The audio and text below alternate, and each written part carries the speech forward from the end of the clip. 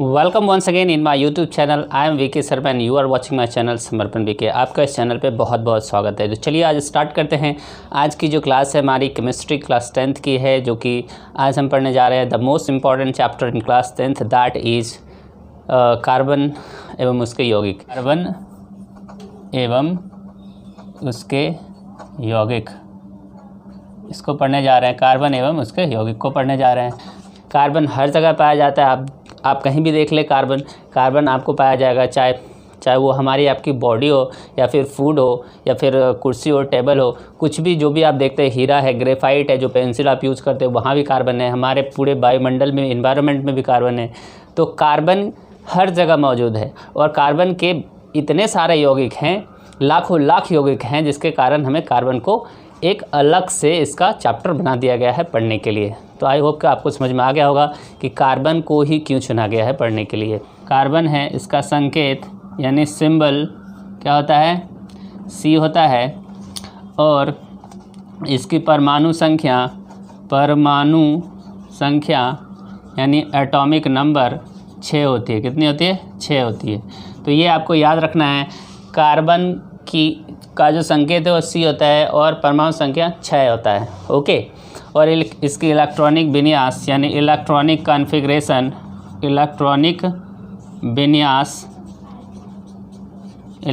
Configuration जो होती है वो 2-4।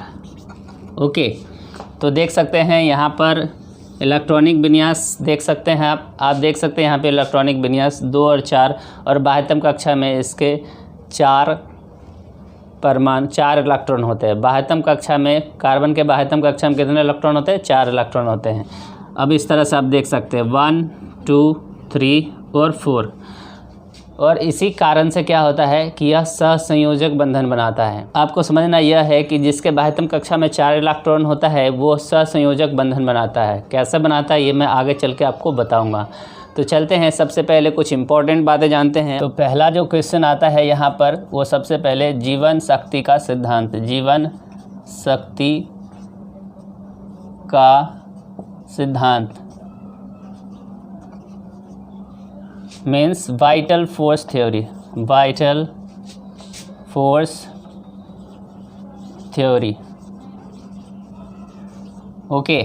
तो ये आपको ध्यान देना है, वाइटल फोर्स थ्योरी को, जीवन शक्ति का सिद्धांत। तो आपको ये पता होना चाहिए। सबसे पहले क्वेश्चन ये होती है कि जीवन शक्ति का सिद्धांत किसने दिया था?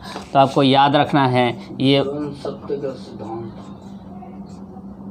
वर्जीलियस ने दिया था। वर्जीलियस ने दिया था। किसने दिया था? वर्जीलियस ने दिया था। सबसे पहला सवाल जो पूछा जाता है इससे कि जीवन शक्ति का सिद्धांत किसने दिया था, आपको याद रखना किसने दिया है? वर्जीलियस ने दिया है। ठीक है।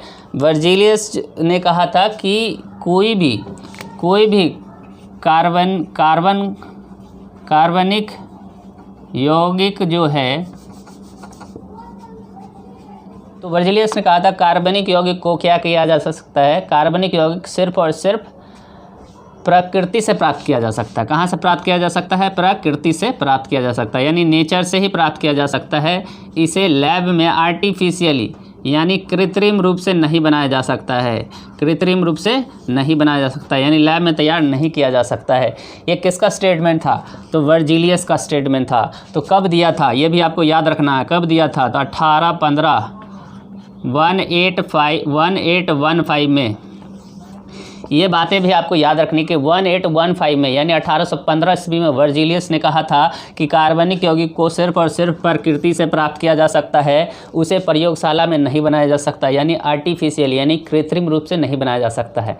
लेकिन अभी आप देखेंगे कि इसके चेले यानी वर्जीलियस का जो चेला था, शिष्य था, उसका नाम था वोहलर। क्या नाम था? वोहलर।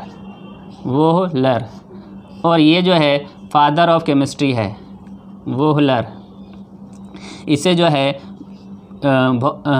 केमिस्ट्री का जनक माना जाता है। पूछेगा केमिस्ट्री के पिता कौन है या जनक कौन है, तो आपको उत्तर करना है वोहलर है। कौन है? वोहलर।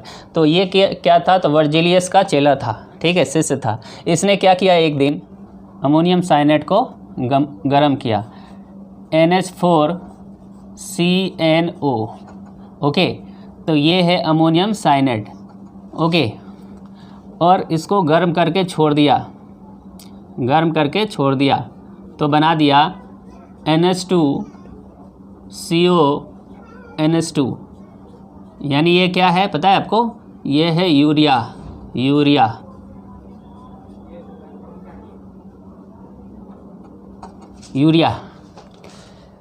तो ये है अमोनियम साइनेट।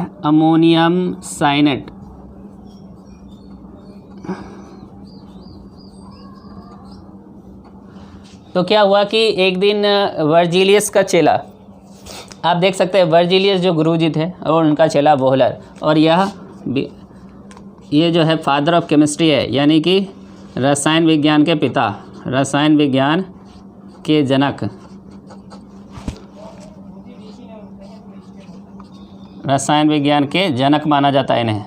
ओके, वर्जिलियस गुरुजी थे जिन्होंने बताया कि कार्बनिक यौगिक को प्रकृति से प्राप्त किया जा सकता है, आर्टिफिशियली यानी लैब में, प्रयोगशाला में नहीं बनाया जा सकता। लेकिन वोहलर ने कहा कि ये बात गलत है, क्योंकि एक दिन वह अमोनियम साइनेट को गर्म करके भूल गया और बाद में देखा तो वहाँ पे यूरिया बन गया जो कि कार्बनिक यौगिक है। और तब क्या किया उसने, अपने गुरुजी को गलत कर दिया। उन्होंने कहा कि ये जो उन्होंने कहा कि सिर्फ कार्बन को प्रकृति से प्राप्त किया जा सकता है, ये गलत है, और कार्बन को हम लैब में भी बना सकते हैं। इस प्रकार से धीरे धीरे लाखों की संख्या में आज कार्बन के यौगिक हैं। इस प्रकार से जीवन शक्ति अवधारणा का अंत हो गया। तो समझ में आई बातें? तो आपको यहाँ पे बहुत सारे क्वेश्चंस हैं जो पूछे जाते हैं, जो कि आपको एग्ज़ाम में आते हैं। तो आप अगर इसको याद रखेंगे तो आसानी से आप कर पाएंगे। जैसे सबसे पहला क्वेश्चन, फादर ऑफ केमिस्ट्री कौन है, यानी विज्ञान के जनक कौन है, तो आपको याद रखना है वोहलर। पूछा जाएगा जीवन शक्ति का सिद्धांत किसने दिया था, तो वर्जिलियस ने। पूछा जाएगा कब दिया गया था, तो 1815 ईस्वी में। तो पूछा जाएगा जीवन शक्ति सिद्धांत में क्या कहा गया था, तो उसमें कहा गया था कार्बनिक यौगिक को सिर्फ प्रकृति से ही प्राप्त किया जा सकता है, इसे प्रयोगशाला में नहीं बनाया जा सकता है। तो उसके अंत किसने की, तो वोहलर ने किया। तो आपको ये भी बताना है कैसे किया, तो अमोनियम साइनेट को गर्म करके। और क्या बन गया था, अमोनियम साइनेट को गर्म करने पे क्या बना था, तो यूरिया बना था। आपको ये भी याद रखना है। तो आप इस तरह से याद रख सकते हैं। इसको ऐसे भी आप बोल सकते हैं NH2 और CO। तो आप ऐसे भी लिख सकते हैं NH2 CO।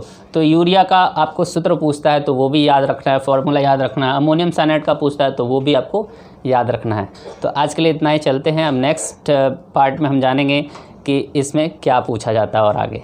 तो अगर आपको अच्छी लगती वीडियो तो आप लाइक करो, कमेंट करो एंड सब्सक्राइब करो। Thank you for watching this video.